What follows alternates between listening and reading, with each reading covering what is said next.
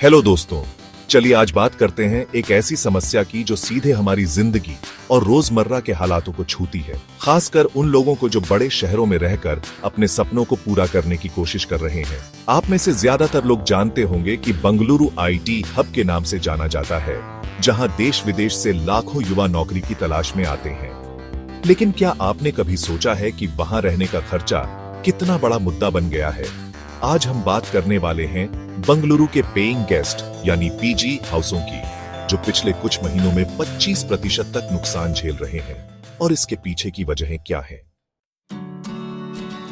सबसे पहले, अगर आप हमारे चैनल पर नए हो तो प्लीज सब्सक्राइब कर लेना, ताकि ऐसे ही ताजा और सच्ची खबरें आप तक पहुंचती रहे। अब बात करते हैं पीजी हाउस की, जो कि बंगलुरु जैसे शहरों में नौकरी पेशा युवाओं के लिए बेहद जरूरी होते हैं, खासकर जब उनके पास अपना घर खरीदने या किराए पर एक बड़ा फ्लैट लेने का बजट न हो।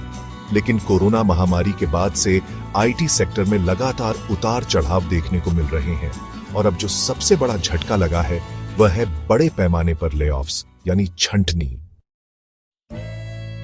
आंकड़ों की बात करें तो पिछले 6 महीनों में बंगलुरु में आईटी कंपनियों ने करीब 30,000 से ज्यादा कर्मचारियों की छंटनी की है। इसका सीधा असर पीजी वाले मकानों पर पड़ा है, क्योंकि अब नौकरी खो चुके या नए लोगों के आने में कमी के कारण पीजी हाउस मालिकों को भरपाई करने में मुश्किल हो रही है। ज्यादातर पीजी मालिकों ने यह बताया है कि उनके कमरे आधे खाली पड़े हैं और किराया वसूलने में काफी दिक्कत आ रही है। लेकिन सिर्फ छंटनी ही वजह नहीं है, एक और बड़ा कारण है बीबीएमपी यानी बंगलुरु महानगरपालिका की सख्त नियमावली। बीते सालों में बीबीएमपी ने कई नए नियम लागू किए हैं, जैसे कि पीजी हॉस्टल की रजिस्ट्रेशन अनिवार्यता, सुरक्षा के कड़े मानक और किराएदारों की जानकारी का ब्यौरा मांगा जाना। ये नियम पीजी मालिकों के लिए एक बड़ी जिम्मेदारी और खर्च बढ़ाने वाला काम बन गया है।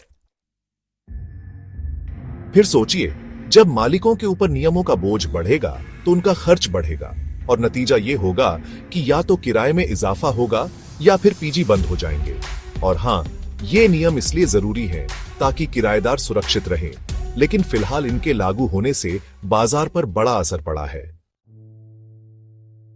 दोस्तों, पीजी का संकट सिर्फ आर्थिक नहीं है, इसका मानवीय पहलू भी बहुत बड़ा है।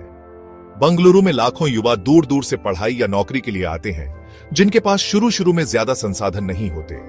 पीजी उनके लिए एक आशियाना होता है, एक जगह जो उन्हें आर्थिक रूप से संभालती है जब तक वो अपने पैरों पर खड़े हो जाते हैं। लेकिन आज ये सपने टूटने लगे हैं। कई ऐसे छात्र और युवा हैं जो बिना छत के रह गए हैं, क्योंकि पीजी बंद हो गए या किराया इतना बढ़ गया कि वह वहन नहीं कर सकते।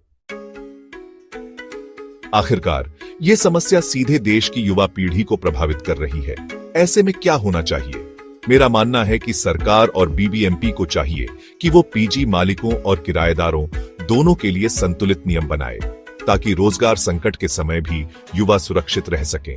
साथ ही आईटी कंपनियों को भी चाहिए कि वो अपनी छंटनी की नीति को थोड़ा और इंसानियत से देखें, ताकि इनकी वजह से लोग भूखे न रहें। और हाँ, वीडियो के बीच में एक बार फिर से याद दिला दूं, अगर आपको ये वीडियो पसंद आ रहा है तो प्लीज सब्सक्राइब करना न भूलें, ताकि हम और भी ऐसी अहम जानकारी लेकर आते रहे।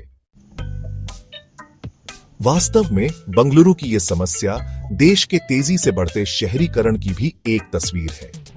जब शहर बड़े होते हैं तो वहां रहने की व्यवस्था पर दबाव बढ़ता है। पीजी एक छोटा लेकिन बेहद अहम हिस्सा है इस व्यवस्था का, और अगर इसे अनदेखा किया गया तो इसका असर पूरा शहर और फिर पूरे देश पर पड़ेगा।